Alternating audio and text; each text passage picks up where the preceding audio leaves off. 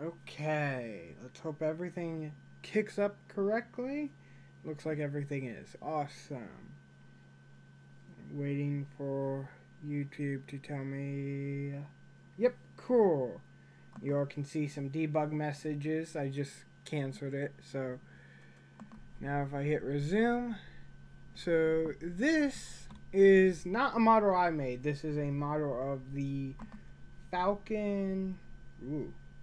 The Falcon Heavy from X Space. No, SpaceX. There we go. SpaceX is the correct way. And right now we're going to about to start an AI that's going to basically, its objective is to learn how to fly this thing to get it to the maximum height. I'm going to take a quick check to make sure the link I posted everywhere worked. Yeah, cool. The link I post everywhere works. Cool. Awesome. Okay. So, the main objective we have is launching this up into the air. The primary thing we want to do, or the primary thing I wrote my AI to do, is to get this thing as high into the air as possible. And before I just bore you all with the technical stuff, let's start this up. Come on. There we go. So, now it's going to learn how to fly, like it just did. I did have to modify this model that I got offline. The turrets were so high up that the AI would gently tilt into them and it would detect a land, which would stop the AI and it'd be like, oh, we're good, it's all good. And that isn't what I wanted because it's not good. This is actually a really good flight for the first run. Also, there's no memorance, so this is literally the first time it's ever flown a rocket. And it's flying it decently well. It's actually getting pretty high up there.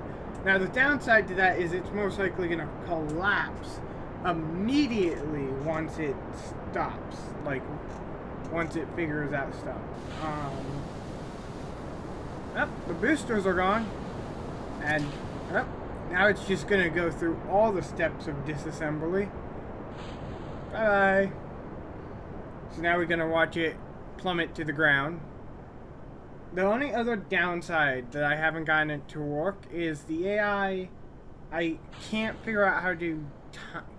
You can speed time up in this game, and I haven't figured out how to get the AI to go, okay, speed time up means I need to do faster or slower operations. I haven't figured that out, so I've just given up on it. And right now it's right now struggling in the AI because it's going, I need to stay as high as I can or keep going up, and right now it's naturally being basically pushed down, and because of that it's trying to force itself up even though it's naturally going to fall.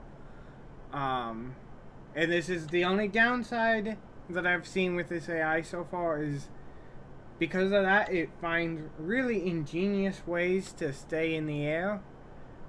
But once it does start falling, it falls pretty quickly. I say it takes about a minute or so for it to always fall to the ground. Because it does all sorts of weird little things just to stay in the air. But everything blowing up around us. There's all our capsule with our guys in them. I don't think the Heavy had anyone in it. I think it was just a vehicle. I think they just sent Tesla. But Kerbal space program, you need something. And it's easy for people to put the people inside the vehicle or in the rocket. So that's most likely why this model has people. And the weird flickering here is the AI is trying to figure out what methodology is the best to stay in the air.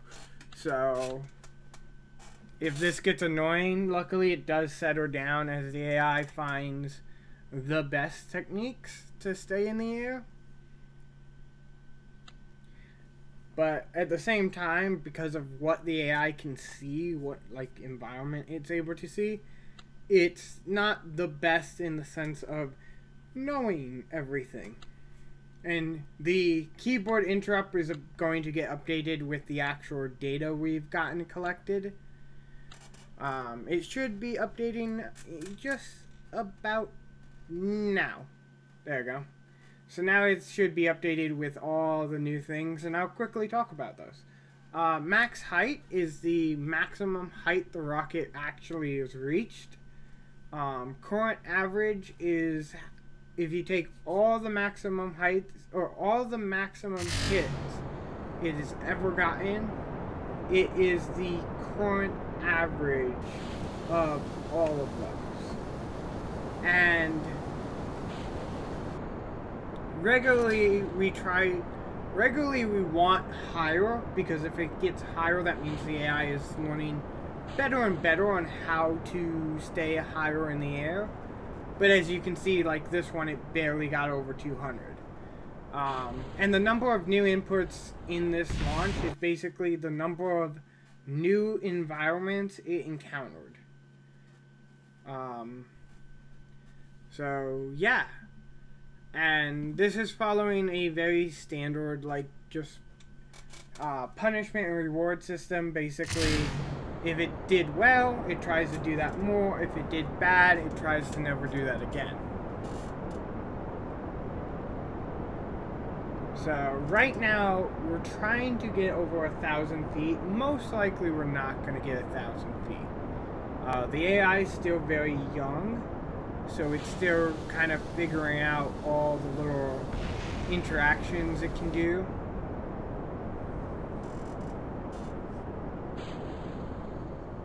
Yeah, now we're gonna go back down because the rocket's too heavy and the boosters didn't keep us up, or keep us traveling up high enough where the air density was low enough for the rocket in itself to keep flying.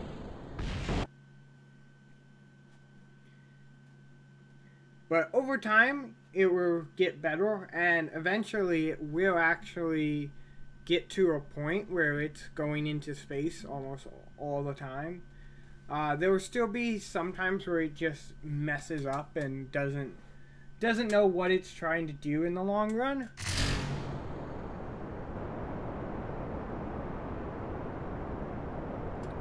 So yeah, that is this is going to be basically the entire stream. So if you all have any questions or want to come back after it's learned some things, like, I'm all for it.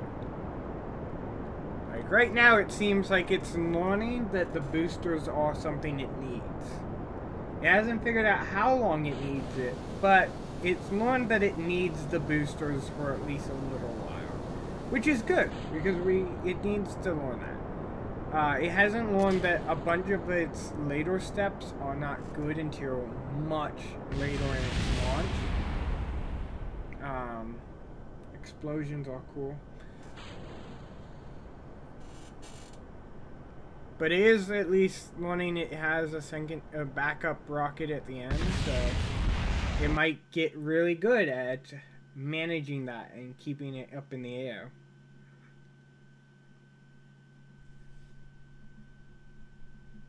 Now, there's no other objective than height, so like just the higher it gets is what it's trying to achieve. In a future one, I might give it where, if I can train it well enough, give it where it's like, hey, go around the moon, or go to the moon, or go to the sun. But right now, it's literally just learning how high it can get. And as you can see, it shoots at some really weird angles. And that's why I had to change the strut, because the struts were so high that the little angle differences they would do at the beginning would basically cancel the simulation. So, but now, other than it literally having no clue which direction up is and destroying the rocket, just destroying the engine on the rocket might not have been the best idea. It kind of makes the rocket heavy with no thrust. That at least counters that. It makes it a little lighter, but the AI is like, I have no clue, I'm falling, and done.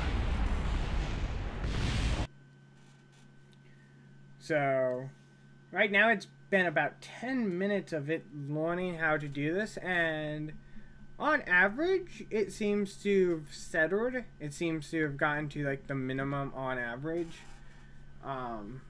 It hasn't hit its max height yet. It hasn't hit it again. So that's going to be, when it hits those max heights, it's when so a pleasure reward, punishment reward system is a very rudimentary genetics algorithm. So when it hits those max heights, those are basically saying that a new genetic sequence has been made that's better than the previous. Like this one is not. This one's actually really bad.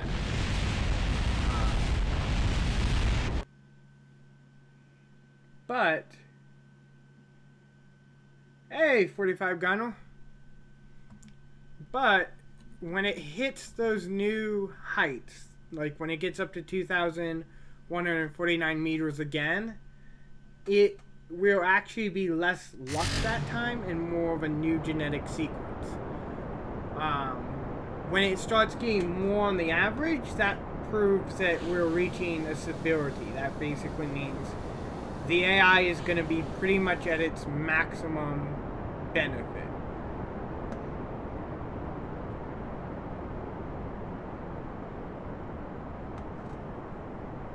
Well, it's technically going up still, so that's good. And now it's decided it didn't need the rest of the power, and it's just gonna fall back down now. Again, the AI is gonna start freaking out because the AI's judgment is how high can it get every time it loops. So it's starting to go, okay, I'm falling, but I have no clue on how to get higher. And the AI doesn't like that. Hopefully you all can see the maximum height, current average, and the number of new inputs learned. I try to make it where the text was readable. I don't know if it actually is. So if you all can tell me, like, with YouTube's compression and all that, is it still readable?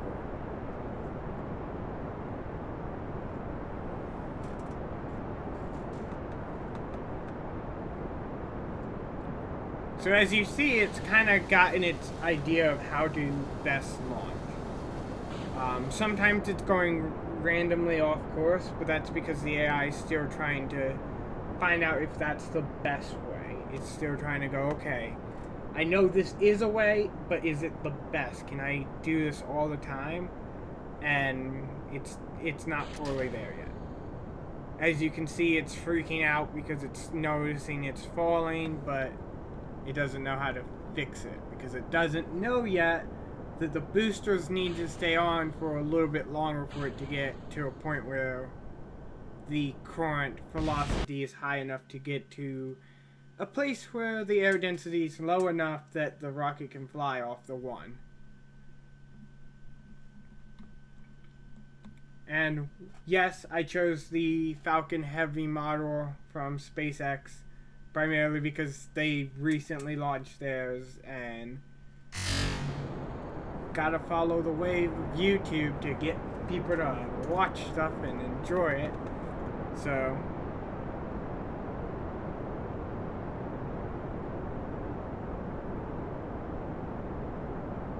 well, basically it is a how. It's a very simple how. It doesn't understand it. It really, all it can see is the pitch of the rocket, the yaw, the roll, the throttle. If SAS or RCS is on, it can see what stage of the rocket it is in, these things. It can know the mass of the rocket, what is its current simulation state. Basically, has it landed, is it flying, all that stuff. It can read its current altitude. its current G-force, the current temperature on the rocket, how much solid and how much liquid fuel it has left. That's all it knows on the board. So, and that was a really bad launch.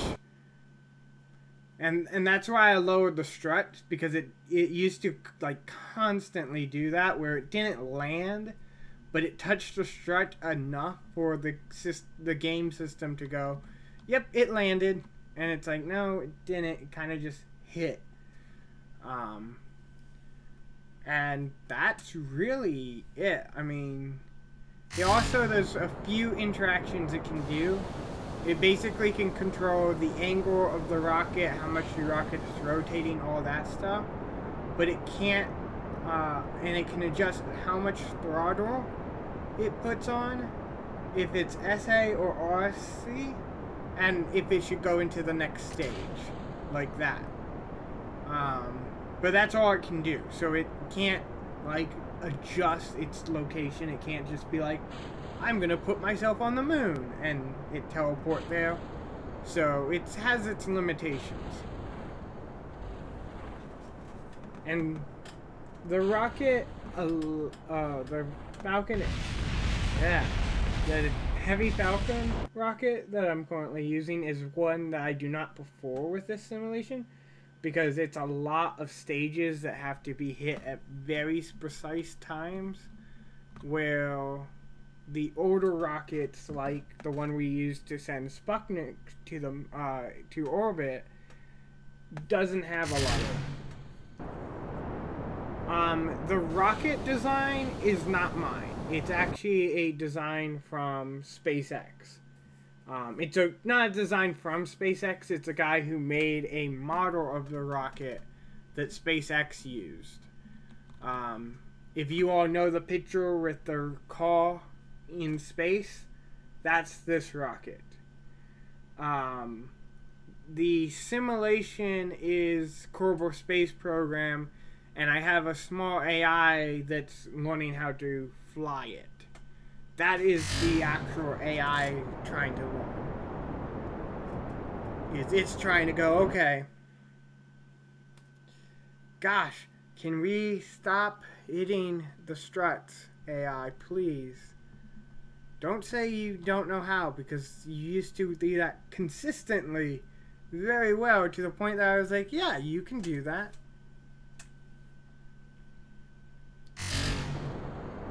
But apparently it wants to keep hitting the strut now. There, go! Yay! Didn't hit the struts!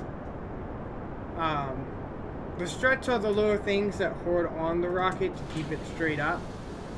And every time it hits it, it triggers this alert in the game saying the rocket has landed. Which it hasn't, it just took off. And that is what keeps triggering it to go, hey, go back and figure out how to launch yourself again. The great thing is very quick launches like this teach it a lot of little tricks that guarantee much better launches later on. Plus, I enjoy watching an AI like this try to land the top of a rocket onto a runway and fail. So there's pluses and minuses of just watching it just consistently fail over and over again. There is a downside. If it fails a very specific way, the AI has no way of reacting, and it crashes. But I've only gotten it to do that once. So hopefully we won't have that happen. I can't remember which rocket I was using when it did it, but yeah.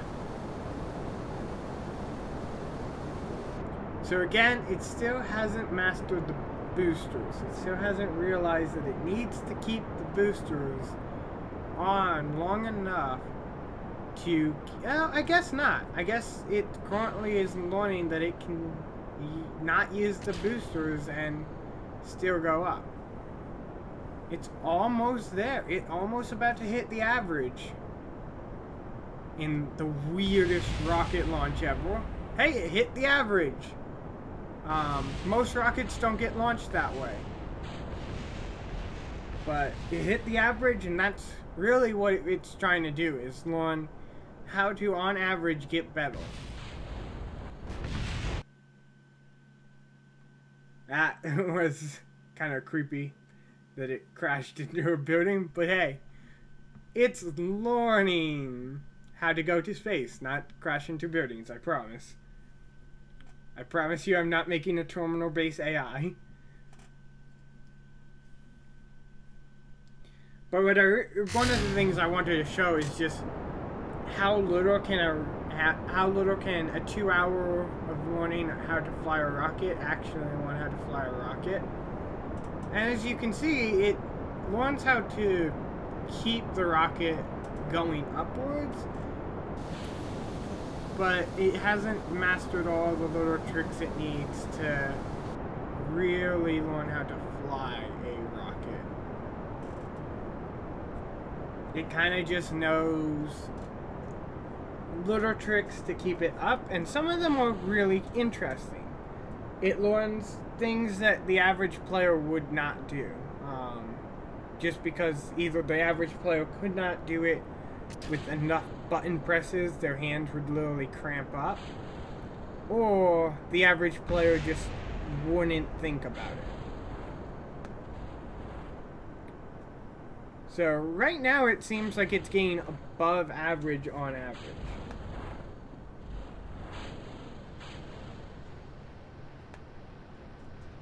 I mean, technically, theoretically, I would have to rewrite the AI to do horizontal launches using the runway. Because the runway is for, like, planes and stuff in this game. But there's nothing really stopping me from teaching an AI how to fly a plane, other than how do you judge that. So with, like, rockets, it's pretty easy to judge, like, hey, when the rocket is so high in the air, you're doing good. But with a plane, it's like when it's so far away from the runway, or is it when it travels in a straight line long enough, or when it does curves, or all that stuff. Again, one neat little trick. I don't know if this one has started doing it, but I know in my other games where I've been practicing this stuff, I've learned that there's a trick in Kerbal Space Program. I don't know if it's realistic, but it's a trick. This one's actually going up. This rocket is actually going up. It was going up. Now it's going back down. But there's a trick that it was doing in Kerbal Space Program on the other one, because it was trying to figure out how not to fall.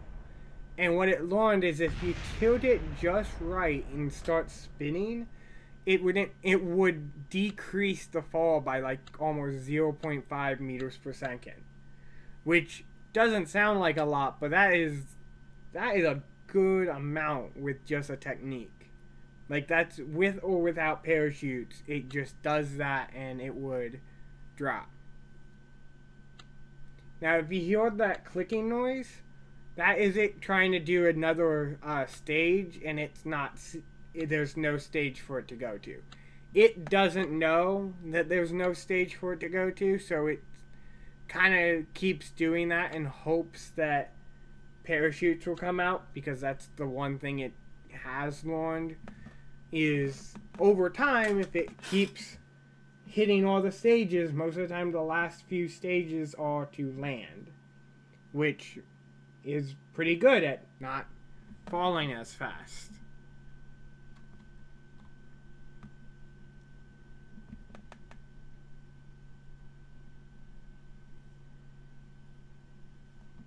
I also love how if you watch the roll, yaw, and pitch at the beginning of the simulation, it kind of just jumps wildly. Okay, boosters are coming off again, that's great. But it's still technically going up in the air, which is really what we want. We want it to try to keep consistently getting better than average. This does not seem like better than average. I would specifically say that was not better than average.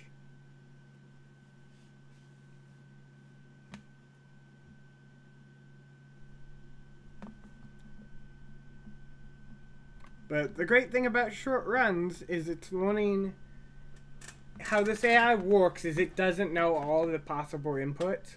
So every time it does anything, it generates one, and it uses that generation for future uses if it needs to. So it doesn't know everything, and the short runs kind of guarantee that it will learn something new. Like the last run, it learned 346 new states, which means it was in a new location, new temperature, new fuel, and all that for 346 new moments. Now, are those moments useful? Are they going to be encountered again? We aren't 100% sure. The main thing we know is it learned some new uses.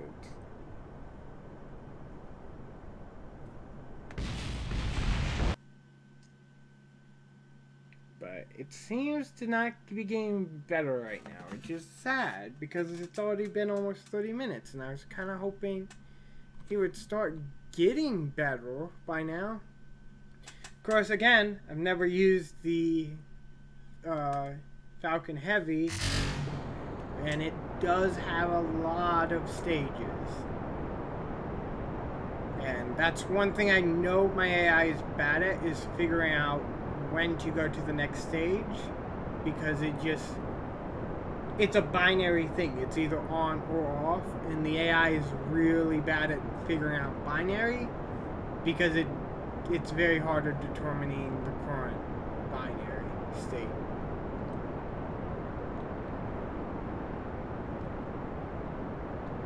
But it seems to have gotten better on this one.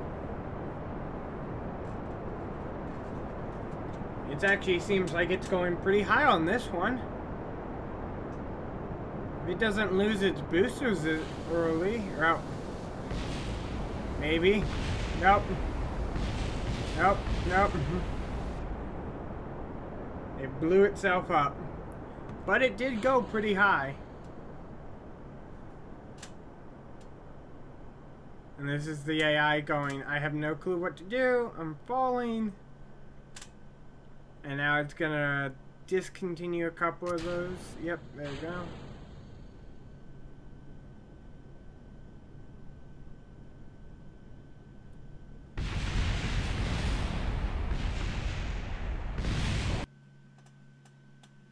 But that did get it higher. It almost gained 50 meters on average, which is pretty good compared to what it was doing, where it was consistently going down, which is not good. Not good AI. Bad AI. So there's at least a few people who are new. I'm just gonna quickly go through stuff. Basically, the AI can read its environment in about 12 different ways, 13 different ways. And that is pitch, yaw, roll, throttle, the SAS and RCS buttons, the next stage, so it can trigger itself to go to the next stage and read what stage it's currently at, the mass of the rocket, the current situation in the simulation, which is flying most of the time. Hey, priest of my own church, welcome. Then it can do its altitude, its G-force, temperature, solid fuel, and liquid fuel. And it can read pitch, or it can set its pitch, its yaw, its roll, throttle, SAS, RCS, and next stage. And the main objective it has is try to go faster up every time it loops through than the previous one. So where it comes back down, it tries to actually come back down slower than the previous one.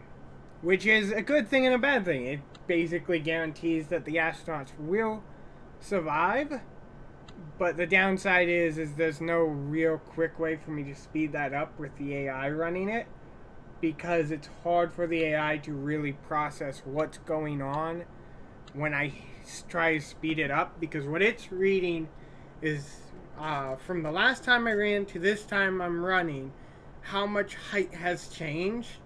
And when I speed it up, it goes really freaked out because it's going, I have no clue what has happened, but now I'm gaining or losing height a lot faster than I previously have.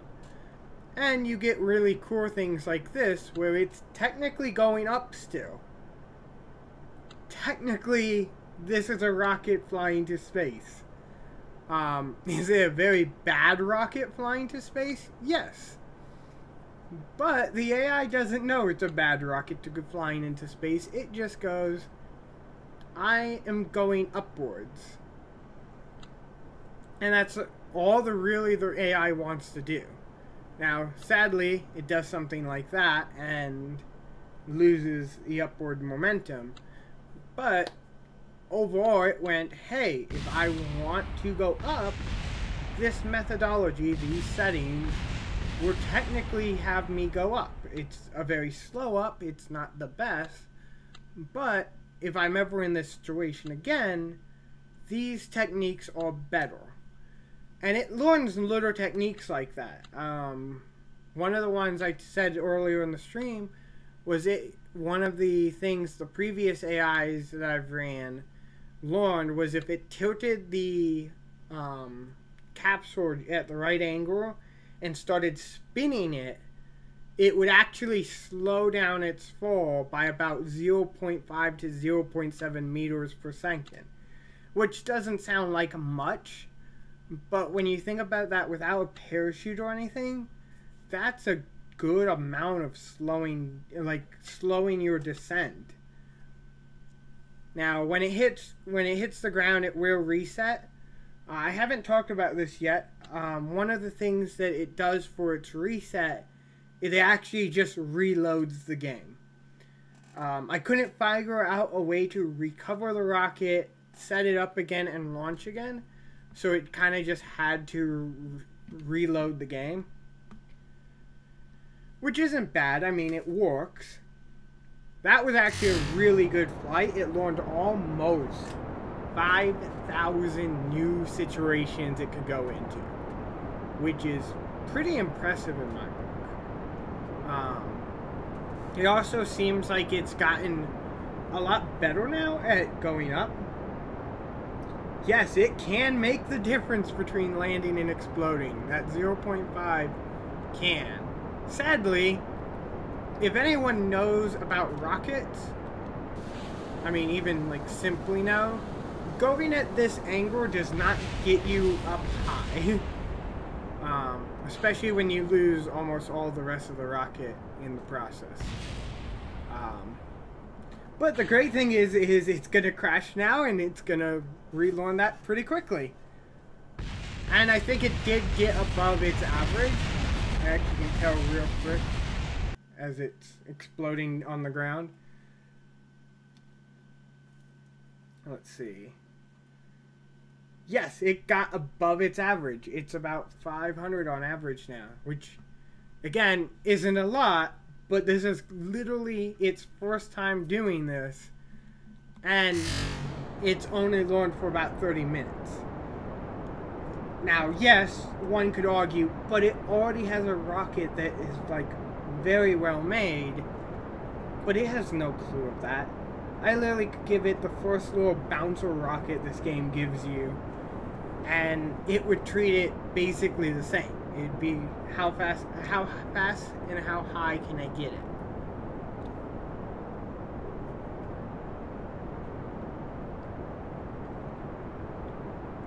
And we're about to hit the average. We're past the average. Now the question is, can we get to the maximum we've ever been? No, it doesn't look like it. It doesn't want its boosters still. It's learning to hold on to them a little longer, which is good. But it doesn't seem to want to keep them long enough to really get high. But it's still going up, so let's not lose it yet. If it stays in this stage long enough, it could technically hit the maximum. Or up. Yep. It's so close. It's so close. Nope. No, it doesn't look like it. Nope, it's coming back down. Oh, that was so close though. That was the closest it's been for a while. Now, the really funny thing I find with working with AIs like this is the maximum it reached was its first run, which was literally just do random. And I find it funny sometimes when the maximum is like really better than like the AI training. Because I'm just looking at him going, how can complete randomness be better than 36 minutes of training? And it's primarily because theoretically any random system, if you give it enough inputs, could technically, I'm going to zoom into this mess so that we don't have fog everywhere. There you go. Could technically be the correct set.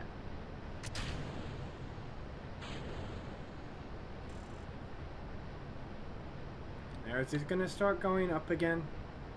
I almost have a feeling that it naturally is one that it can slow itself down enough to start heading back up. It doesn't seem like it's going to do that this time though. Nope. Because it lost its rocket.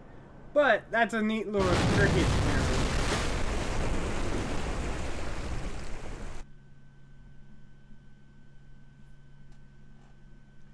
And if you have any question with like how the code's handling this stuff or how I'm connecting it to this game, just ask. I mean, I'm fine with going into really as much detail as you want. Because even though I like this, it's enjoyable to watch. I don't have many applications. I know a few people who do design rockets, but none of them have. I've talked to them about this, and none of them have like reached out because there is a problem with taking this code and putting it into an actual rocket. This code doesn't treat rockets well. It likes blowing up rockets, which rockets are expensive, and you don't really want to have to blow up 1 billion rockets to teach you how to fly. Maybe this is why SpaceX doesn't use an AI to control its rockets. Oh, the slowest launch ever. Well, I guess it decided it doesn't need to go anywhere right now.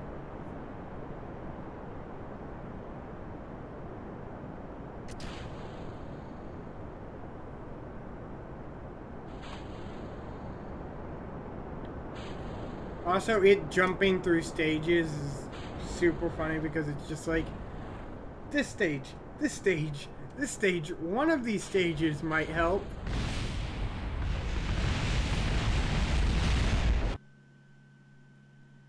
But it is learning new techniques, and the average has, this time it has fallen, but so far it's gotten a lot better than what it was. It was falling quite often, quite fast. Woo! Thank you, priest of my own church. That is so awesome that you subscribe, because that means that people like this, and I might actually work a little harder and figure out how to write AIs for other games. Gosh, why? I really wish I could change the code of this game though, because it's really sad that the scalpering can count as a land. So, like, if you ever play this game and you're flying a rocket and you accidentally touch your scaffolding, you technically have landed the rocket.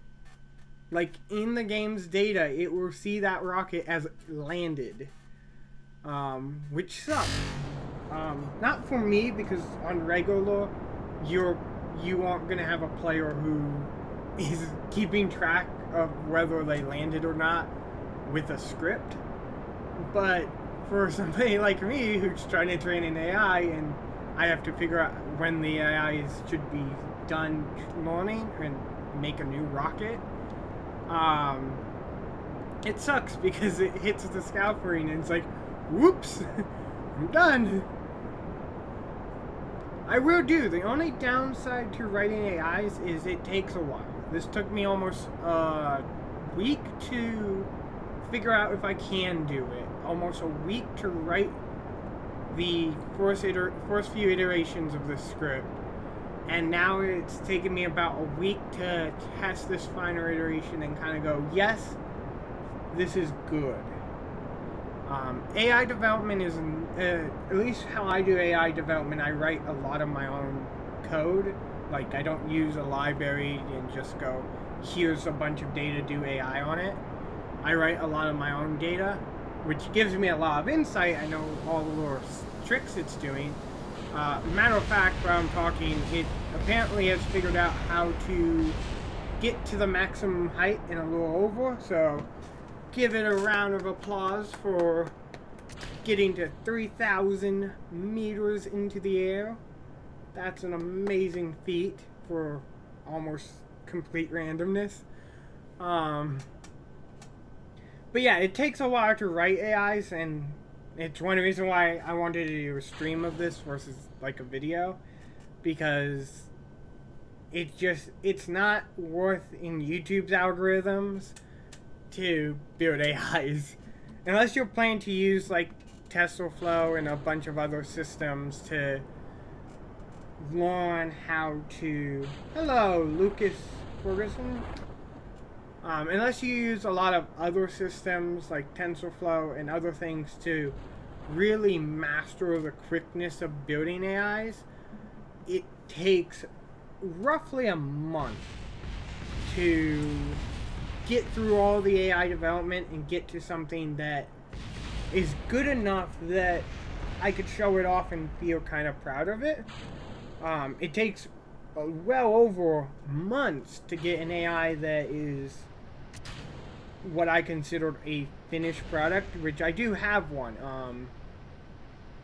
I've been working on a story writing AI that has just started getting to a point that I'm like, it's actually doing stuff that I want.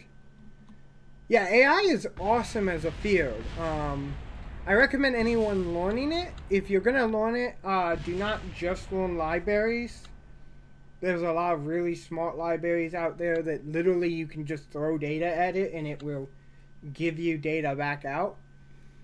The only downside to that is you don't know really how the AI works. So I self-taught myself AI, so a lot of the stuff I learned was grabbing people who didn't use libraries, figuring out what they did and adding similar or making systems similar to that. And that's how I really learned it. If you want to use libraries, if you're not planning to do AI development as a career, libraries are really a fine thing to do. I kind of make fun of some of my friends who are engineers and stuff who work with those libraries, because I'm just like, you don't know AI, you just know how to use the library. The library knows AI. And they get a small chuckle out of it because we'll be talking about like how this system works and stuff, and they'll be like, so how many layers of the neural net do you have? And I'll be like, I have no clue. I don't use layers. I have a totally unique system that doesn't have layers, because layers are complicated and it requires me processing a lot of data in my head just to get the AI working. So yeah, it's one of those things that it's a balancing act. It also seems to be learning less, or at least the last one it learned only 163 new inputs. Or 163 times the number of things it can read, which in 15 minutes I'll most likely go through the list of what it sees and what it reads again, just so that new people are like, are you doing image processing? I can be like, no, I'm not, because images are fun to process if you have a library. It's really not fun to do write your own image processing unit. I've done it. It's not impossible, it's just not fun, and it takes a lot of intelligence to write a really fast one, and unless you all want me to slow this game down even slower so that I can like get all the images every second, it's not an enjoyable thing. I know somebody who made something very similar with a GTA game. So how many variables am I testing for? I'm guessing you're asking how many variables can this AI see? And it's 1, 2, 3, 4, 5, 6, 7, 8, 9, 10, 11, 12, 13, 14. It can see I'll just go over it right now. It can see 14 variables, and it can adjust 7 of them. Hello, Jaden. The 14 variables it can see is its pitch, its yaw, its roll, its throttle, the SAS setting, the RCS, the next stage, the mass, simulation situation, which is basically flying almost all the time, unless it just so happens to land. Like that? Why? Why did they make their struts considerable landable objects? I really...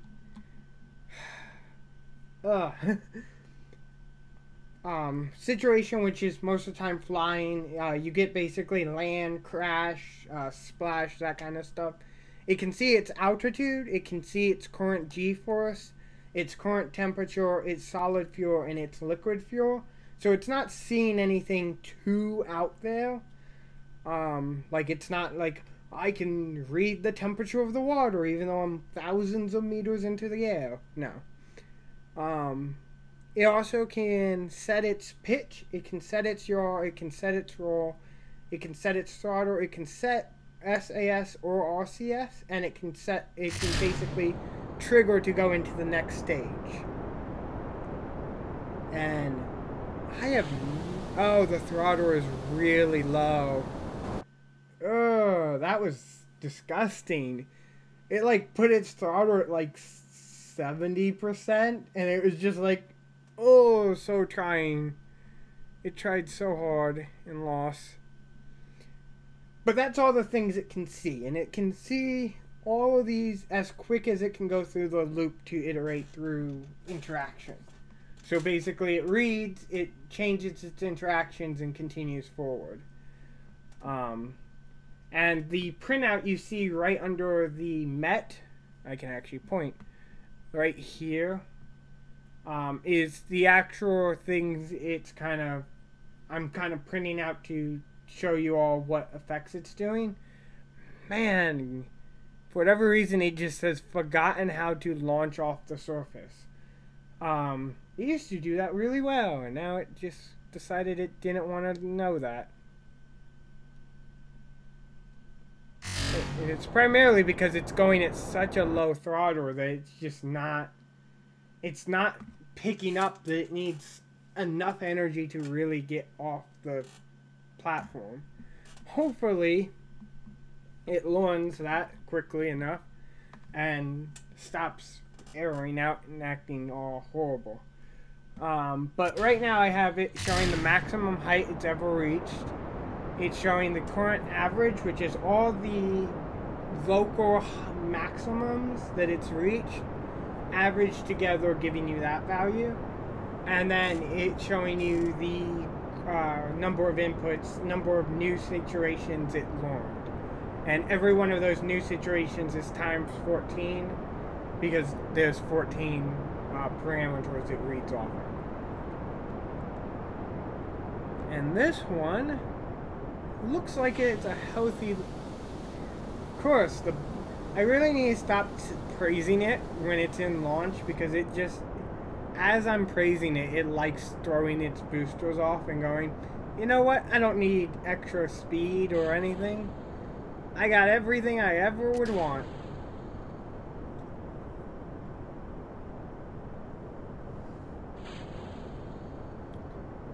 And there it falls. Is it gonna catch itself? Oh, it's getting close. Nope, it doesn't look like it. Aw, it tried to catch itself at the very end, but sadly, it needed a little bit more time with that rocket to really stop that fall.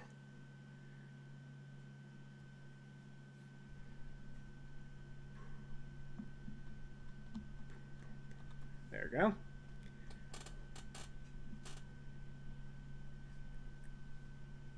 I still like how when it's getting set up, the roll and the pitch just randomly go up and down. Because the AI doesn't have, like, it can't just say, I want to adjust the pitch instantaneously to 0. It has to kind of move towards or below. Just to kind of give it a realism, you can't just be like, press a button and now you're 100 pitch left or 100 pitch right. Actually, I think pitch is up and down. Sorry. For anyone who's like, that isn't what it is.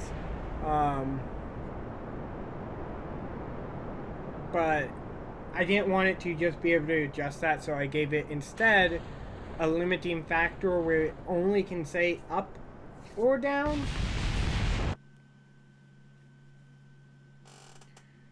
Okay. So it's not hitting the averages often, which is sad, because that means there's a lot more learning that it's doing. I was kind of hoping within the first hour would be at least on average hitting the average, which technically it is, because the average is updating based on how averagely it's hitting, but I was hoping it would be constantly getting up to that average, not hitting below it. Because I was kind of hoping it would get into space, but this again, as I said in the earlier part of the stream, one of the worst rockets I've tested with.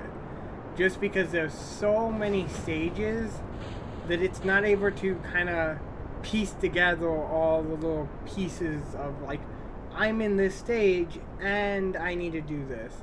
It kind of just goes, I know these stages this way. Now it's trying to catch itself. Oh, is it gonna catch it? Oh, that might be the softest landing it's had in a while. Oh, that's so soft. That was a soft landing. Oh, no. No. Oh, the game crashed. Yes, the AI is trying to get as high as possible. Sadly, the game crashed. Let's see. Can I figure out why it crashed? Let's see. Nothing pretty. I don't... It seems like the server just got forcibly removed. Which I don't know, because, I run that server, so don't know how it got forcibly removed, but I'll boot it up, and we're actually, since it crashed, I'll show you the Sputnik rocket, which is a little bit better of a demo because it doesn't have to focus on so much of the staging aspects of it, and hopefully it will go higher. Let's see. Yeah, okay, it's gonna show. Awesome! The game loaded into it perfectly. So let's start this up. Let's resume the save on YouTube. As you can see, I keep resaving it, basically. Okay, I think I have to, yep, I have to repair that. We're going to go in here. We're going to quickly choose Sputnik, and then we're going to get right back into it. Now, the next thing, if I did continue this, is I would really love to write an AI that learns how to build the rockets. I can't remember which ones. I think that one's the bigger Yes, it was a simpler design, but simpler designs are actually really easy for AIs to learn, where more complex designs are really hard for AIs to learn. But I would really love to get an AI that learns how to build the rockets, and then kind of, well, there's that rocket. That's just gonna happen over and over again. No, it isn't, because I'm gonna wait until, on average, the other rockets have fallen. Is there any more up in the sky? Okay, I think we're good. Okay, now I'm gonna run it.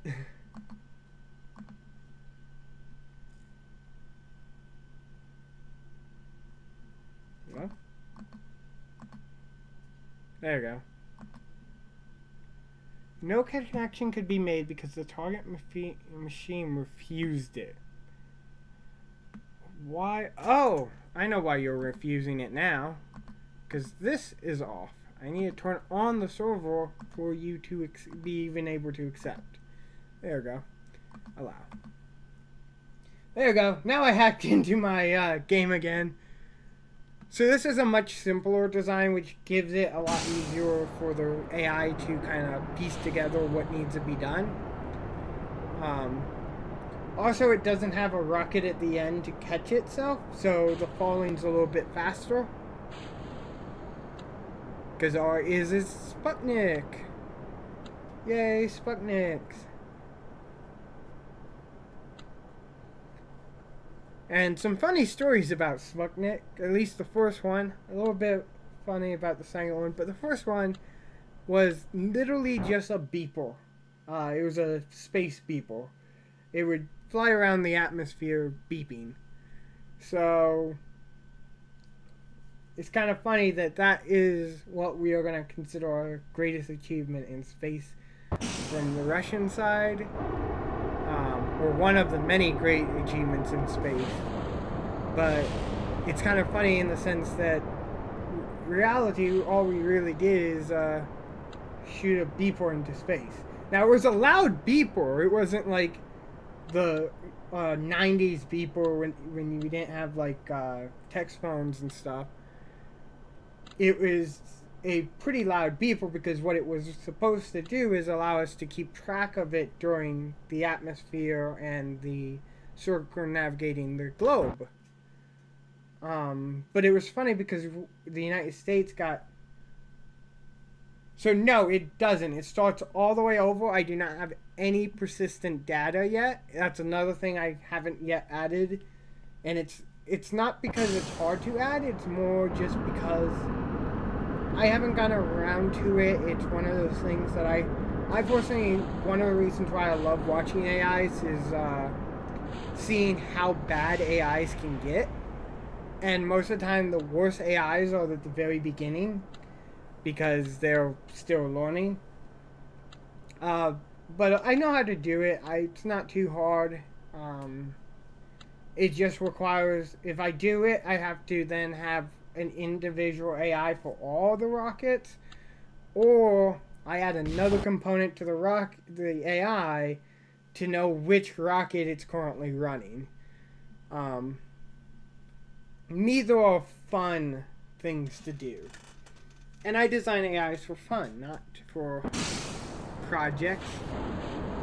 Of course, if you all have an opportunity which requires making an AI, I would love to have a job outside of here. Nah. I mean, if you all have it, that's awesome, but the grand scheme of things is I don't think I'm that good. So how does it know or plan when to stage? It knows or plans when to stage when the current moment of all its settings says for it to stage.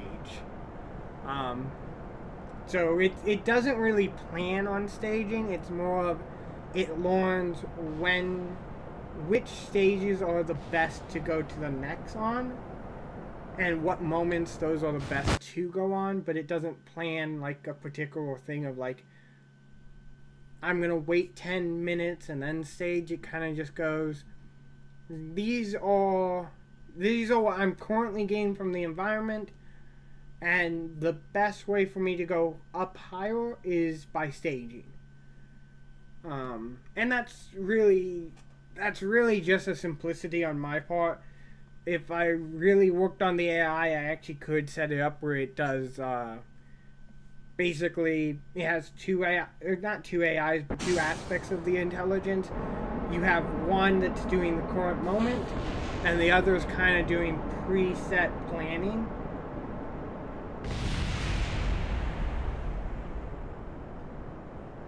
Ooh, can I add a reset button if the cabin is just falling through the air? Can I add a manual reset button? I've learned how to. It's not pretty, primarily because I'm not running on a thread. If I was running on a thread, I could actually do an interrupt call from like a keyboard press. But because I'm not running on a thread, the only built-in thread in the language I'm using is a series of keys to basically just cancel the program. And there is, I've researched this because I wanted to do something similar for something else. There is a catch in that line, and you can actually use that line as a single thread to catch and stop it. For this one I haven't, and I'm not going to add it because it is about 8 or 9 lines of code, and then I have to test all that to verify it integrated correctly. Luckily there's no parachutes on this one, so you don't have to worry about like it taking forever to fall unless it's really high in space. If you think it's gonna go high in space, I thank you for having that confidence in my AI and believing that I'm such a good programmer that I can program it really well within the next hour to go circumnavigate the sun. I most likely at most we might hit one time where it goes up to like 300,000 feet. But the thing is when it does that, it regularly is being pushed by the rocket, which is going to also push it down to the ground. It looks really cool because it looks kind of like a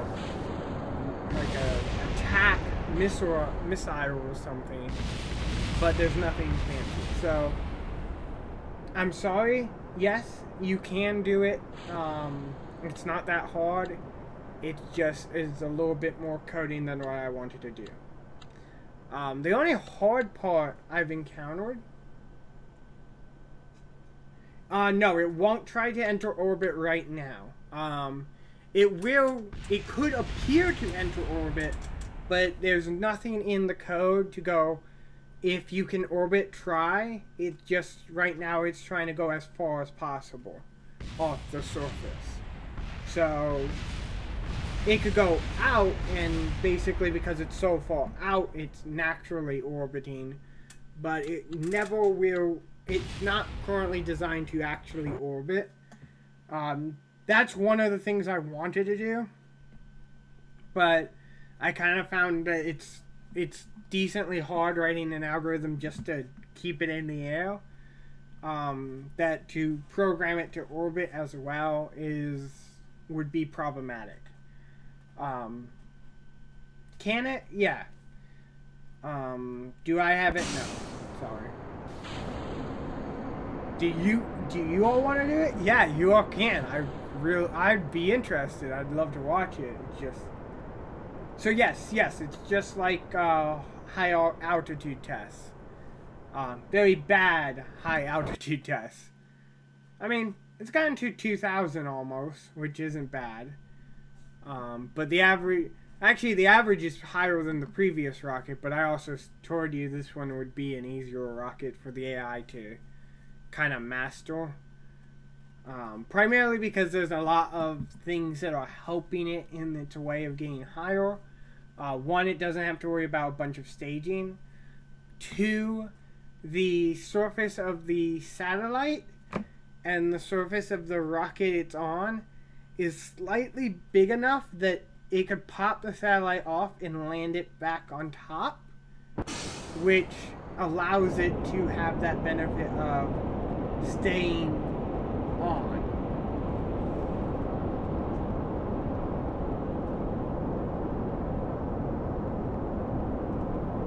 That it would be interesting. I could, if you all can help me figure out how to keep this game stable enough, I could run it for a week to see if it could eventually learn that staging is best done when it's out of fuel.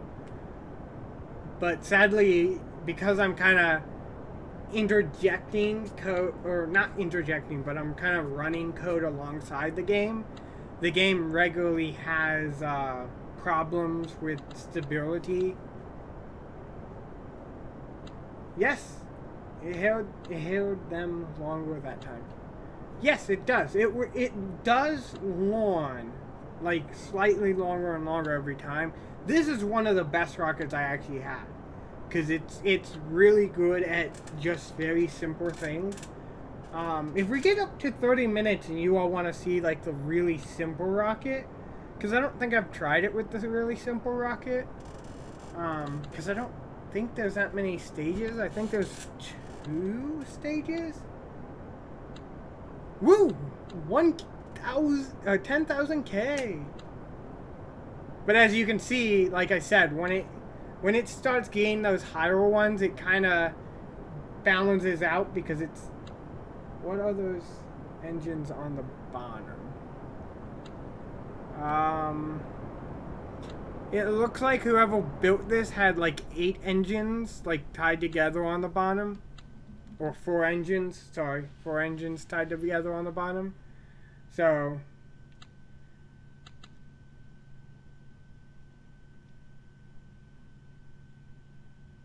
and now here's, yeah, I mean, it's kind of like a ballistic. It landed right here. So here's where I'm going to actually save your time, because this isn't a training, it's more of a demonstration. So I'm going to speed it up, and it's going to confuse my AI from this point onwards when it gets to these heights. And it's just going to be like, there's no way I can get negative 300 in the current setting when I run it at normal play. But yeah, so that's the only downside, and there is a way I can actually fix that, in the sense that I could read the current warp speed. I even can actually set it. The only thing is I was scared if I set it, the AI would realize that it can just set the warp speed as high as possible and go higher up faster than if it didn't. And setting the warp speed when it wouldn't is one more variable the AI has to take account of that is never going to change. 10 people watching for 10K. Well, sadly, this one most likely isn't going to be 10K. But 10K was the last one, I believe. This one might be 10K. It's getting up. Nope. Bye-bye. Where's the rocket? There's the rocket. Bye-bye, rocket. And we're just going to speed this up. I'm just going to speed it up for your entertainment value over actual, like, training data. Plus, minus. Try to get you all to enjoy it. Enjoy the AI. Realize that they're not going to take over the Earth anytime soon. Humans are still much better at, what is it? Rocket science than AI, so we're just bad at doing the math, and that's where computers come in.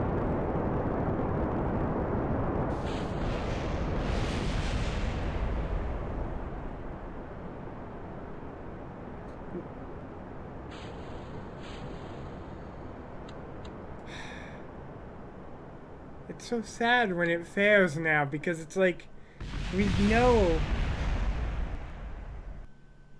What computer am I running on this? It's a custom build. If you want a bunch of details about the computer, I can give it. Right now I'm not using the GPU. I'm actually just focusing the GPU on the game.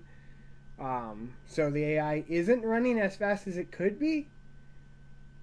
But in reality, the game's really the running limiter on that, not the processing of the AI. But it currently is running on a Windows 10. I mean, I don't know what other details you want to know about the computer.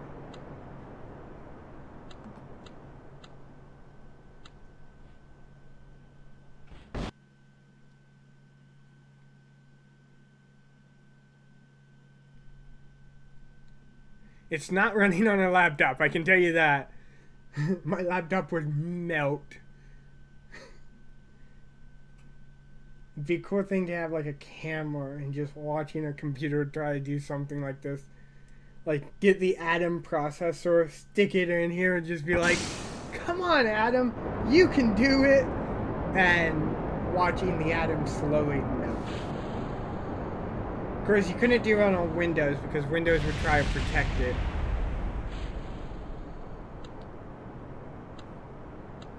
Windows would try its hardest to protect the processor from actually melting.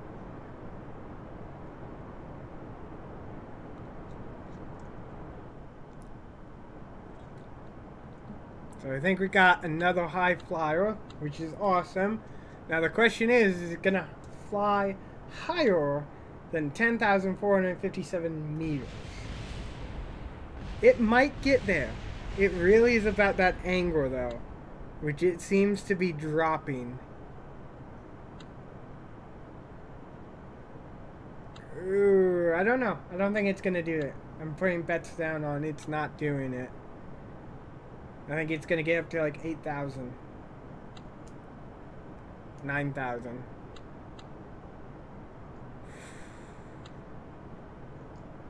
I think I'm wrong, guys. I think you're gonna be the right one on this one. Ooh, it's so close. It's so close. Oh, come on. No, no, no, no. Yes! Ha!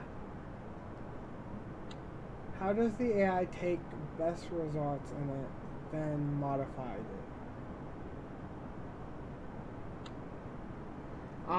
So I'm guessing you're asking how does the AI not only take in new data or new possibilities, but also figure out the best result.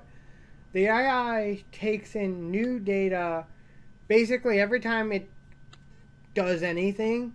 It generates a new sequence of possibility, or one sequence of possibilities, and then it uses that and checks against all possible sequences it could have and determines the best result.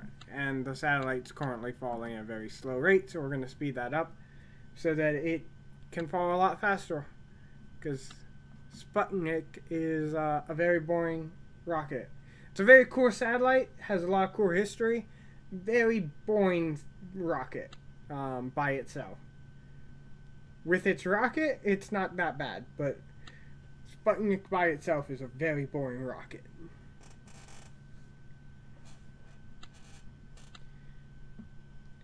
So yeah, I hope I answered your question, Lucas. I'm not sure if I did. If I didn't, just clarify and I'll answer it a little bit better if I can.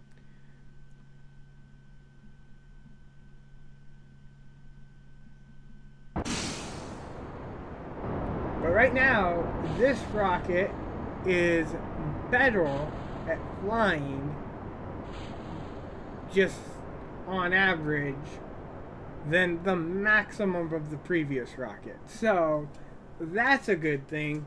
And for anyone who's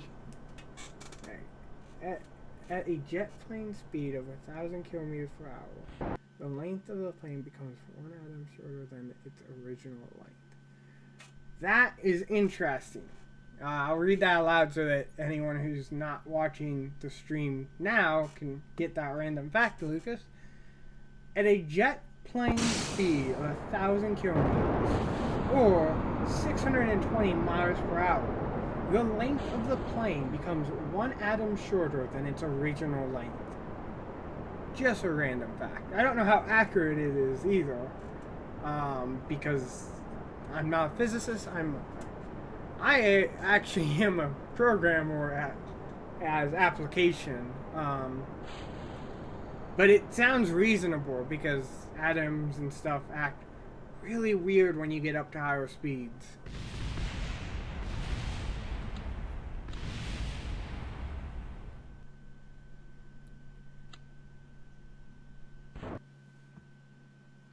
I'm kind of sad we haven't hit the really high ones that this rocket I'm used to getting really high up there. But I'm kind of sad that we haven't gotten that yet.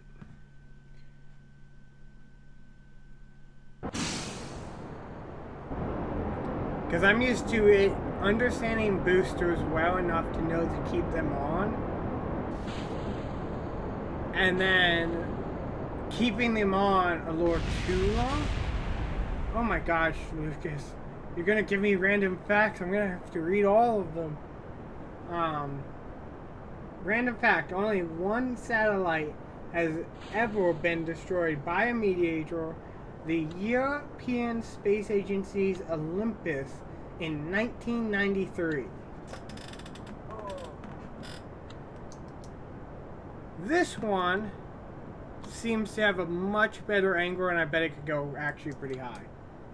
I like random facts too. I actually wrote a study program that kind of was around an AI helping you on facts and stuff, and I actually used a bunch of random United States and Canadian facts as its test data for the beginning half of it.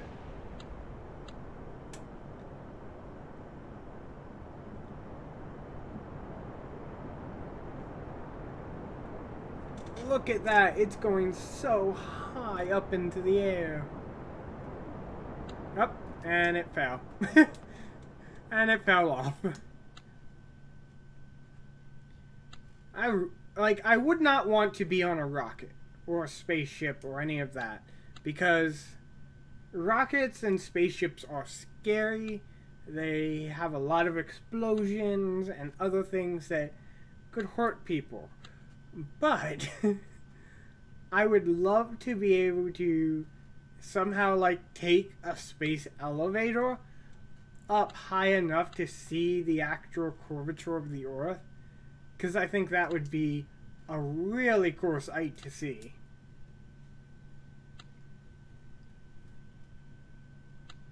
I did know that. I did know if you went into space without any protection, you would explode before suffocating, because of a lot of various things. One is the fact of no air pressure, but there's also a bunch of other really freaky things that happen to you, and they all happen so quick because it's such a sudden change between your body and the emptiness of space. Space is a very scary thing. Oh, come on. I'm really sad because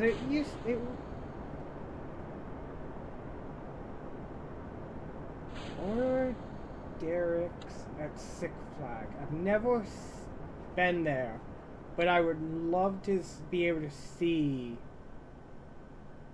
if I could see the curvature, because the curvature is, I think the curvature is what really impressed people about space. I think it's less on, oh, I want to go to space to be in space. It's more on, I want to go into space so I can look back and see the thing I call Earth in first person. High altitude orbits. That's a tough one. So if it's like those gravity planes, I'd be somewhat fine with that because, like, yeah, it's the scare. It's the and I think don't get me wrong, priest of my own church, but isn't it the scare of Earth compared to you, and not the scare of the emptiness of space? I'm almost certain it's the scare of the Earth, and less on the emptiness of space. It's the ability to look at Earth and really see how massive it has to be. And it's one of those things that you can't see from a different perspective. You have to go up to a billion, majillion miles into the sky to really be able to see how big the Earth is. Because, like, I could tell you there's like 7 billion people on this planet and they're all doing stuff. But you can't easily imagine 7 billion people. You know that's a huge number, but you can't imagine that. You can't be like, oh, a room of 7 billion would be the size of, like, Texas.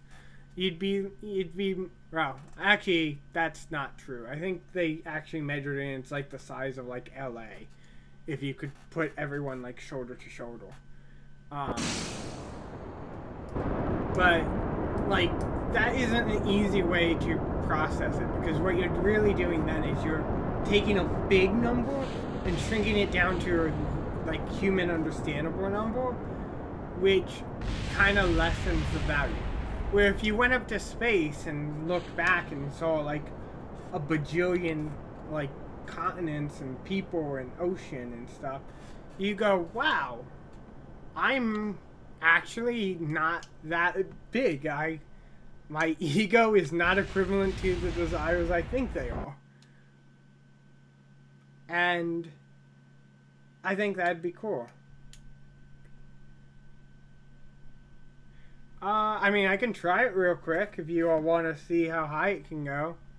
Because I can kind of... Can I hijack it?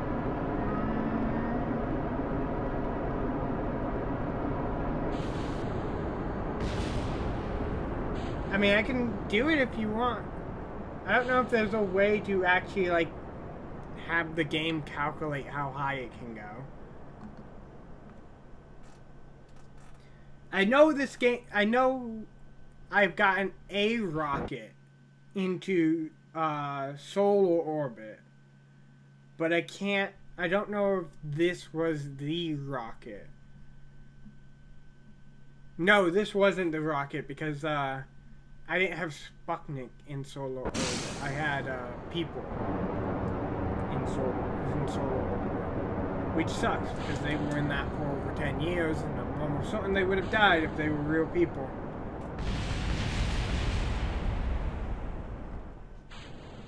Alright, I've never zoomed out on that. If you zoom out, the booster rockets kind of go into each other and crash.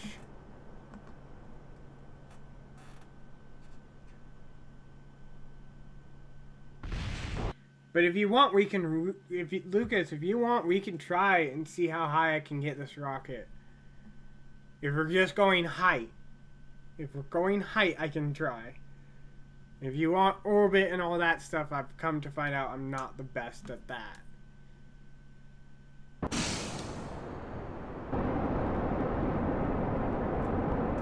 Huh? Come on, keep those boosters.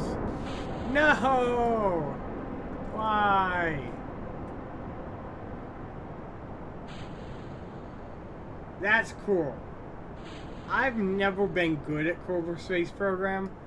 The main reason I wanted to do this is because I found a pretty easy access API that let me get a lot of game data for like nothing. So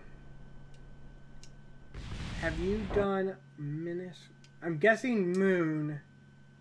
I'm guessing that's what it's called in the game, Moon Landing. No, I haven't. Me and my roommate actually a while back did a competition on who could get to the moon first. and he got to the moon very quickly. But the primary reason, and I try to brought this up to justify my loss, is he did a rocket to get to the moon. I was doing rockets like NASA did to like try to like evolutionally get to the moon. And this AI is failing over and over again. If you all haven't been watching, this AI has been getting worse, it seems like, which is sad. Ow, that was bad. Which is sad because I was kind of hoping for good AI. But like everything, whenever you start showing somebody something, it instantly goes bad. Like, literally, if you think you have something awesome, you should wait about a week and try to get it to like perfection, then show someone. Because most likely it's just not going to work for you. And this one is primarily because it's learning the staging too good. Oh, that's cool, Lucas. Oh, I wish I had skills like that.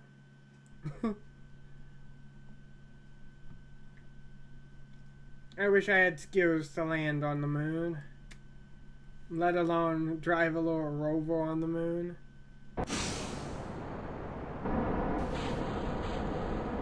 Oh, I hate it. I hate this AI. Murphy's Laws with a mix with a bit of Schrodinger's cat. Yeah, that's pretty much AI. Is you have Murphy's Law. Every time you put time into it, it just gets a little worse. And then you have Schrodinger's cat, where it's basically it's all random anyways.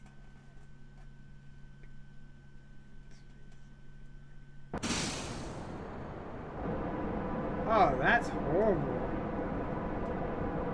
I mean, I'm predicting they have it the same way like Earth has it, where both the moon and the Earth are in like equal orbit, so that they always face each other. So that really sucks. If they don't, then it's not too bad. Hey, it's gotten better. It's listening to my complaints. It's going, you're complaining. I should stop you because no one likes complainers. And I'm like, thank you. I appreciate that, AI, for you picking up on this and getting better on yourself.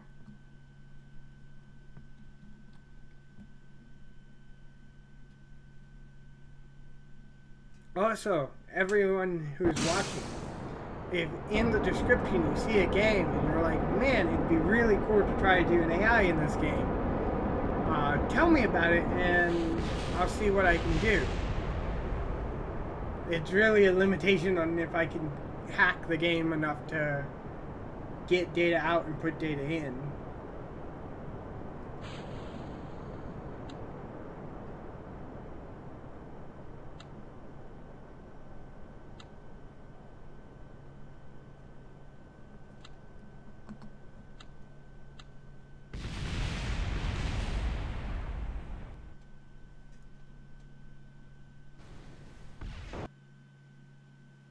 But hopefully you all can see the thing I was trying to present anyways, is AIs are not going to take over the world just yet. At least none that are average. Just because it's still hard for it to go and have your fire a rocket into space. Now I promise you other AIs that I've written are much better. This is really just me kind of on my part-time for entertainment values launching rockets. And it's enjoyable. It's enjoyable just watching rockets launch. I think that's one thing. Oh yeah, self-driving cars are going to be awesome. I hate driving. I hate driving in my own like out of my own personal dislike. So having a car that drives itself for me is awesome.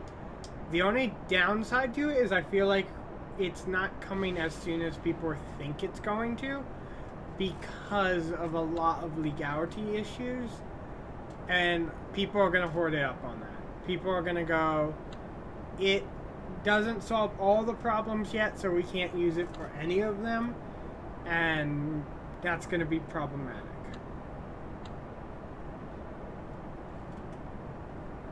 But I can't wait to live in a world where I don't have to drive. Oh yeah, Uber's, I already know, is putting money into luxury self-driving cars, because they're looking at the benefit of having somebody who could drive you versus the benefit of just the car. Because Uber makes their money off the drivers, and if the drivers are out of the equation, the middleman's removed and they make more money. Which I'm perfectly fine with. There is a few downsides that we should consider, and one is people have jobs who drive, and we don't have legislature, at least in the country I live in, for the idea of self-driving cars to take out those jobs. And because we don't have that plan written yet, it's kind of scary where those jobs are gonna go. Because as much as we would love to be like, yeah, people will just move on, AI is unlike a lot of other technology that has taken over, or at least from this current perspective, it's unlike a lot of other AI or other technologies that have taken jobs, because yes, it's the same way as the gas station attendant, but it isn't at the same time, because the gas station attendant, the AI or the gas pump and all that stuff only replaced that job. So a gas station attendant could easily go to another job. With AI, if we get AI good enough where it generally takes a lot of jobs out, we are going to be basically counting down the day that there is no jobs to be done. Because eventually, yes, by themselves, driving jobs would go away the same. But AI is unlike other technologies, where other technologies only affected that industry. AI is going to be able to affect all industries over time.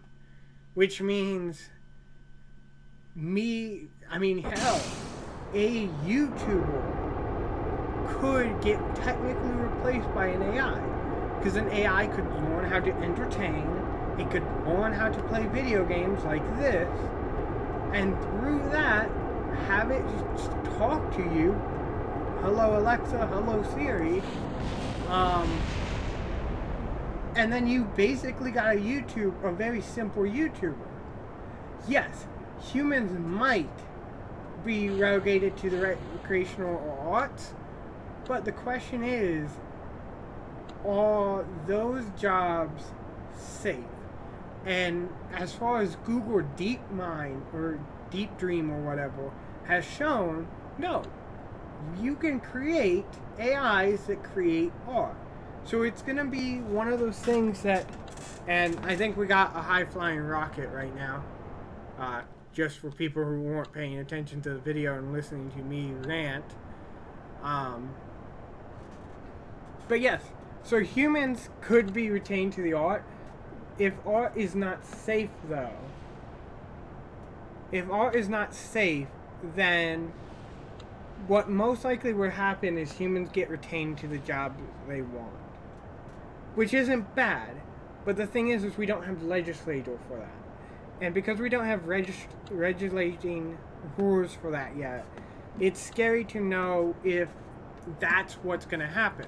Because as much as it could be you do whatever you want and you'll get a decent earning, it could equally be you can't do anything and make a decent living. And that's the scary part. The scary part is not really AI. AI is actually maybe one of the most awesome things in human history that we'll ever create. It possibly will be the thing that generations and millennials from now, if the human race lives that long, will be the thing that people follow and go, man, the AI was the wheel. The only downside is, as much as we could do it that way, we could equally fall back into a place where majority of people where majority of people aren't being allowed to put in the funds they want, primarily because of, it didn't get into orbit. Almost did. It got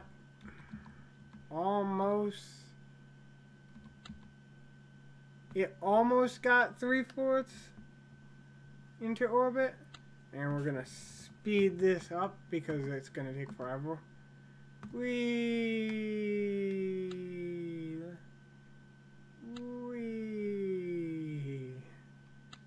And we're gonna go back down here. But yeah, so AI, I have a lot of hope and a lot of fear with AIs. I have a lot of hope in the sense that they're gonna solve problems and they're gonna replace fields and jobs that we really never wanted in the first place. One of the things I really can't wait for AI in self-driving cars, is about half of that venture, is replacing garbage men. Because a majority of people do not want to be garbage men who are garbage men. So having that replaced would be really nice, because that frees up the servitude of garbage collection. No, that was not me controlling the rocket. That was it doing its own thing. It got up to 428,633 meters doing its own thing. Right now, on average, it's above 15,000. But that's plus the 428,000 in its category. Welcome to averages. It's a fun lesson with averages. Averages are really bad when you have one set and you do one outside the set. It basically destroys your average immediately. It's one reason why I really dislike that schools still use averages, because averages aren't a clear way to show things.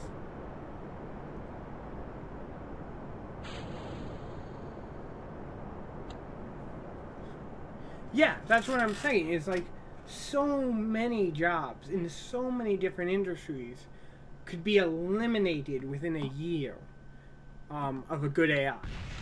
Now, that could be a great thing for us. That could open us up to the field, the idea of being allowed to basically use AI to do the boring things no one wants to do. Another random fact from Lucas. Cats are Americans' most popular pet. There are 88 million cats compared to 74 million dogs in the year 2016. I don't know where you're getting that statistic from, but it sounds biased. And the only reason I say it sounds biased is it doesn't say 88 million pet cats and 74 million pet dogs. It just gives the count of the species, which means if the species reproduction rate is higher, which I think cats are, you basically get an imbalanced opinion. But if it is pets, I feel sad because I like cats. I like dogs more. So 600 million small cats in the world. Lucas, that's a great random fact. I'm gonna tack a fact on. Humans would no longer exist if cats disappeared, because cats kill rodents that carry bacteria that would kill us. And if cats didn't exist, rodents would take over the world like within a year, and humans would most likely either become super immune to those diseases or die. Grim facts with Thorlegna. But yes, that is a scary fact that cats, we rely on cats as much as we rely on like a modern medicine. People, come on. Dogs are awesome. Well, you should get a cat, Lucas. If you have a rodent in your wall, you should get a cat. The cat will figure out how to get into that wall and kill that rodent. This is the AI again, just to inform you all.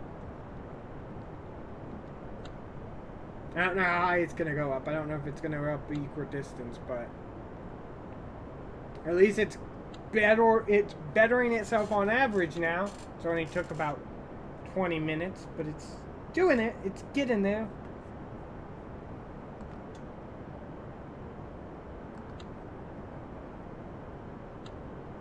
Well, maybe you should adopt an AI to replace your cat so that your AI can find the rodent better.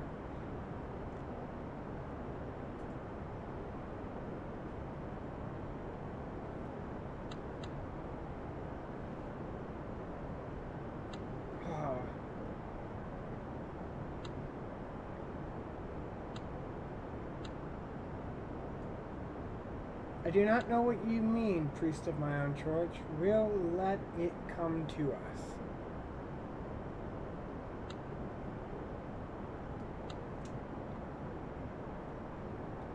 I'm kind of hoping that it actually orbits this time.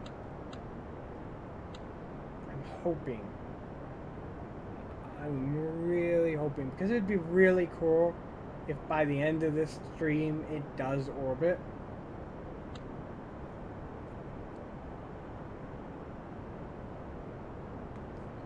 I just realized I have that on. That doesn't change anything. Okay. Nope, didn't get as high. But we'll just take it from this angle. We'll watch it go up. Up, up, up, up, up, up, up. Up, up, up, up, up. Actually, it's going pretty high. Still going, but didn't go as high. Yes, I did start streaming about 2 hours ago. I stream on a regular. I stream from 7 to 9 every Sunday. Today is Sunday, yes. So I stream every Sunday. And I think we're out of orbit. No, we're not. We're falling to Earth. I lied. I started seeing numbers and I thought we were out of orbit. But nope, we're just on the dark side of the Earth.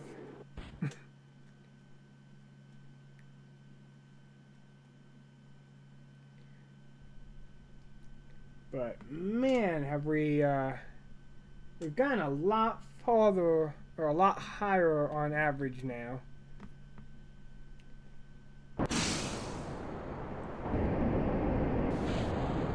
It still doesn't like its boosters. Well, see you later, 45 Gunner. I hope you have a great upcoming week. Yeah, I must have been on the East Coast. I really can't wait to just see it randomly fall into orbit. If it falls into orbit randomly, I'd kind of be happy. Kind of, because it'd be awesome to see, but sad because I don't have a way of stopping this AI with its knowledge. Now, technically, I could record the AI into a file and keep it forever for my own personal record. I just have to write a loader to load it in.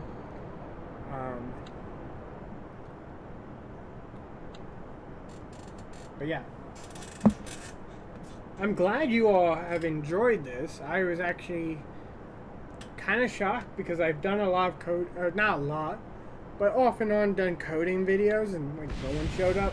So, of course, I did name this video like perfectly, except we've changed rockets now.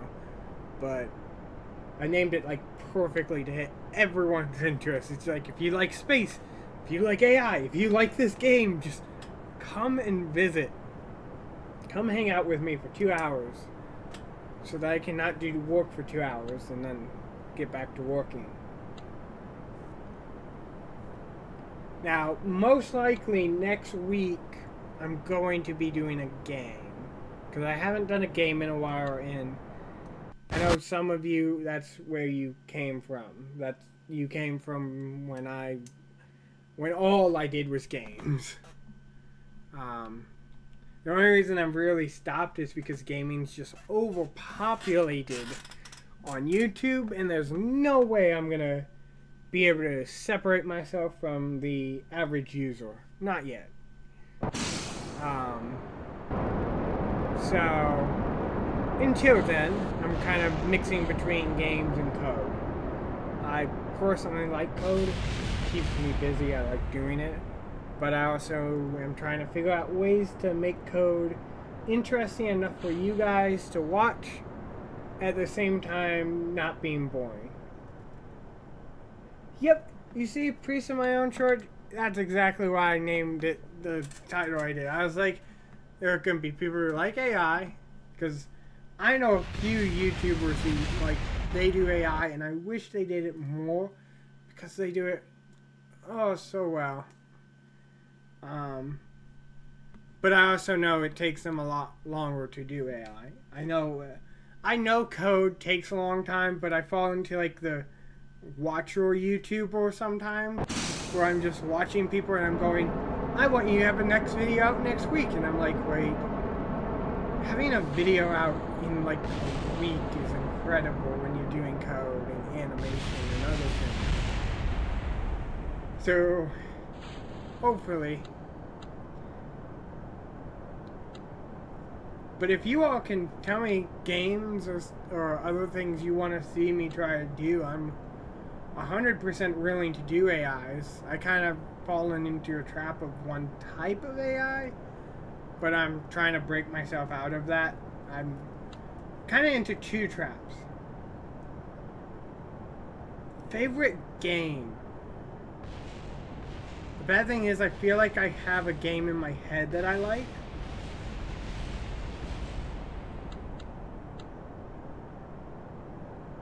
I'm trying to remember the game in my head that. So, favorite game of all time.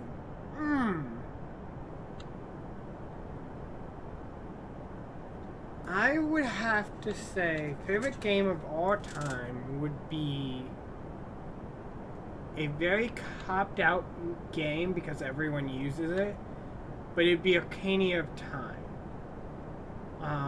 Just because I personally love storyline, and I love how that game kind of always had a very...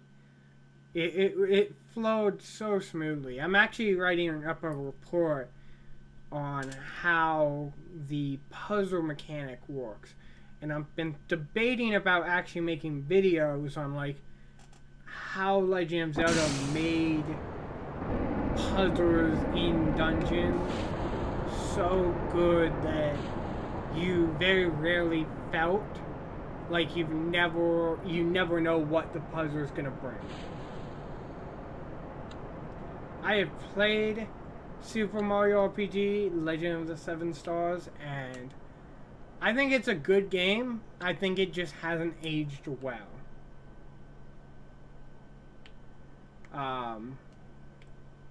But yeah, I think The Legend of Zelda Ocarina of Time is my favorite, And I'm hoping to start finishing up and code up finally everything I need to do to make a dungeon generator that matches the Legend of Zelda style.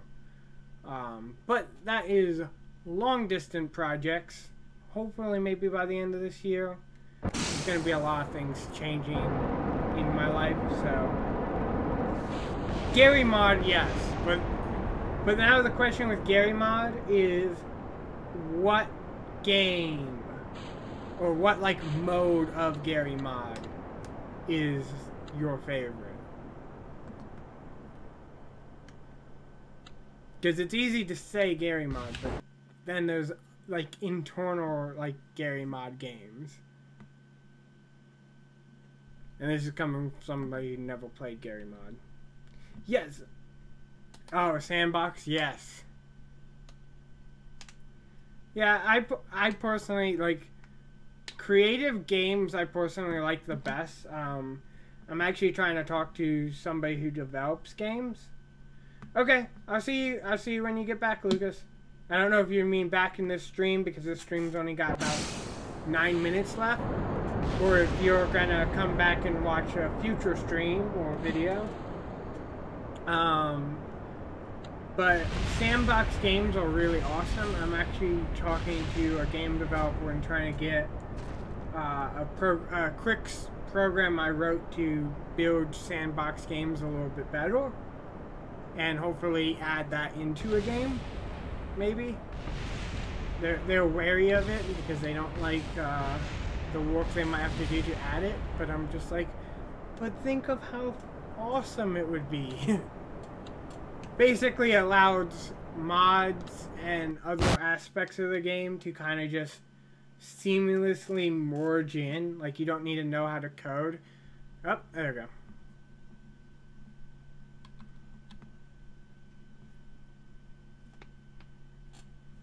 So that would be awesome.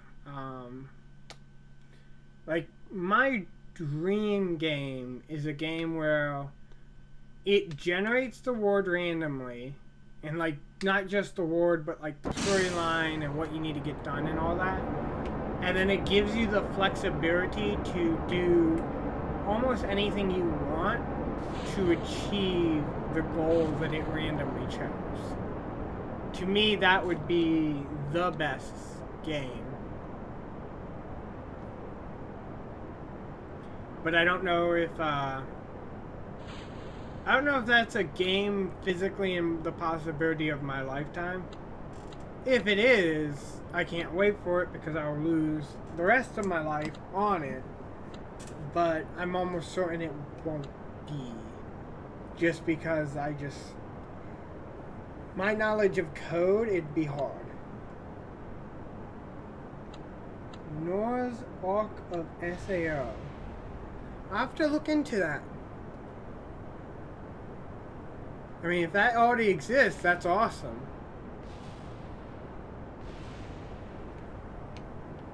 Is it a text-based game? Since it can generate quests, is it text-based or is it like actual, like 8-bit or what?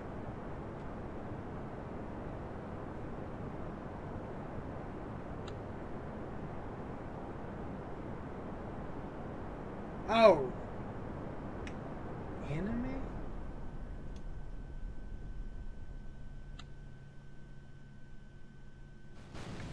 Sword Art Online. Okay. I'm a little confused on what you're saying. You're piecing together sentences, and I'm really bad at piecing together sentences correctly. So, I kind of understand what you're saying, but I'll just Google everything you said. Just Google it all. So I think we're nearing the last 2 launches. I think we're going to launch one more time if the AI works with us.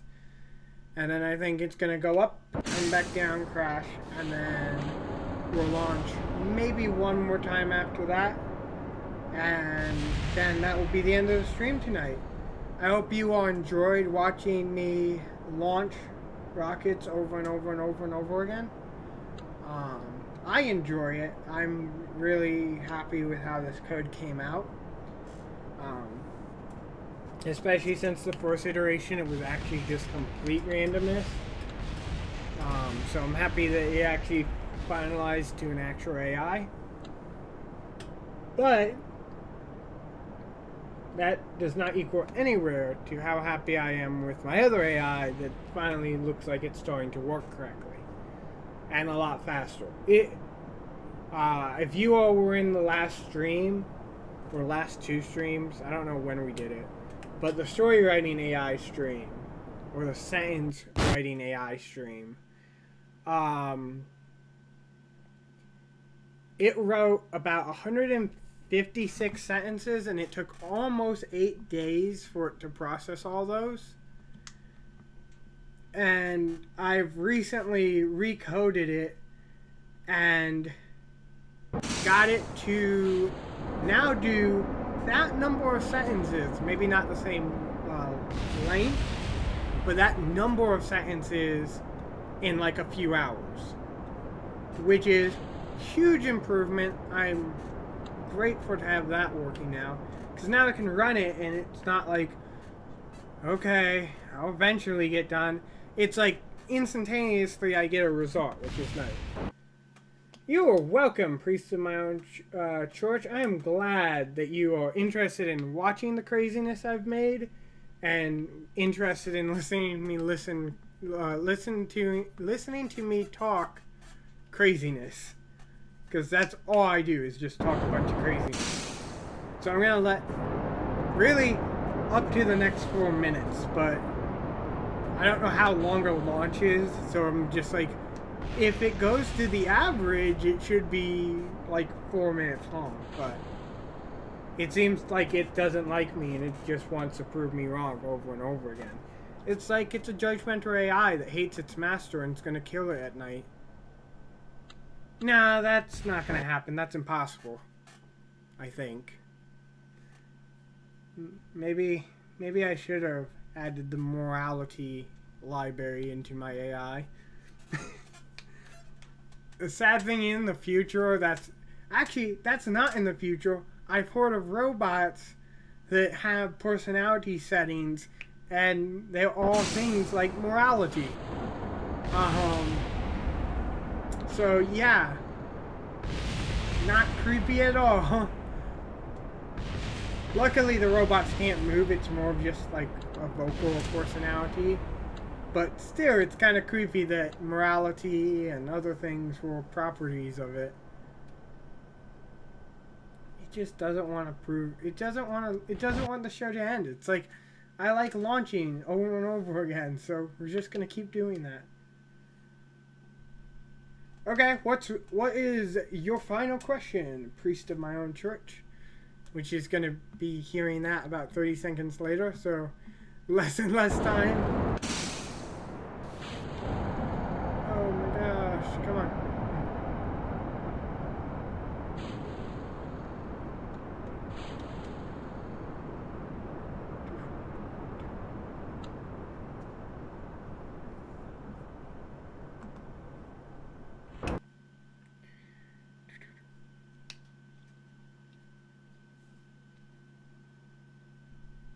I'm predicting he's writing, or she. She or he, whichever one you prefer, or they, or them, or all the other ones we now have. Like, literally, that's the only thing I don't like about pronouns, is there's so many now that there's no way you could be correct. Like, the chance of you saying one and being correct is so low.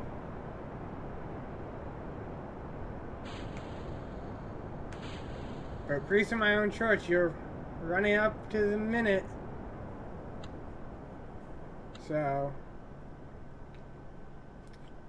I mean, I'm gonna try to stay on. If you could just like message me half the question to verify that like you're still good, you're still typing stuff. Because sadly, that's something YouTube should have. It should have an indicator like, do you have subscribers or viewers still typing? Because if you do, you don't want to end the stream early. You don't want like somebody to be like, I am wondering if you are standing, and you end the stream early and they're like, oh, this sucks.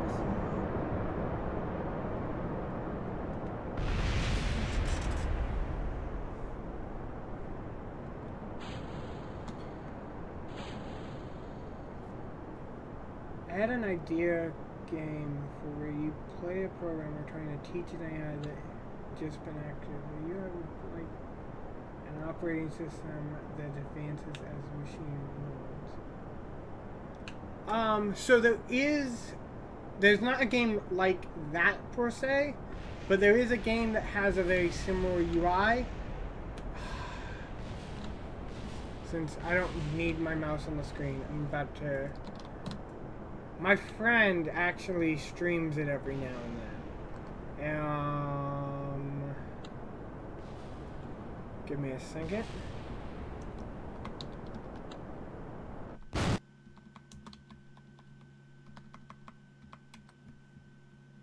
Nope.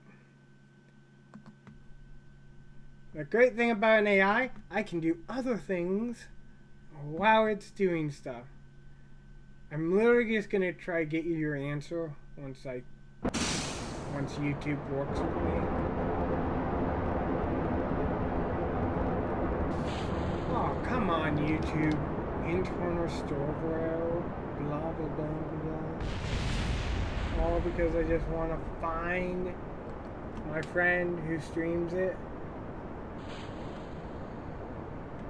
Yep, you're back in time to say goodbye and for me to figure out how to answer priest of my own church question. I'm just trying to find my friend who streams it because I don't remember the name off the top of my head. And sadly, I watch way too many YouTubers, like too many people I know. There we go. Video. So the game's called IFSCL, and it's currently in various versions. I'm just going to copy a link and put it in here. Chinese have more English speakers than the United States. Thank you for more random facts, Lucas. So this is the link to my friend's video, who is playing the game I was talking about, Priest of My Own Church. Anyone who's on the stream, definitely go click the link and like tell her you came from Sir Legnos and watch it and give her great comments, because she is an awesome person as well. But if you want ideas for a game with a coding, programming, operating system thing, that's a great game. It comes from an awesome French anime called Code Lyoko, and it's so great. But we're nearing the end of a really awesome stream, you all. Thank you very much. I hope you all have a great upcoming week. I think we should let the AI get one last rocket off to kind of set open the new week and give us motivation to try our best over and over again, even if we blow up multiple times. Just like the AI. And apparently it fails at opening up. But hopefully you won't have that type of issue this upcoming week. And I wish you the best. Bye.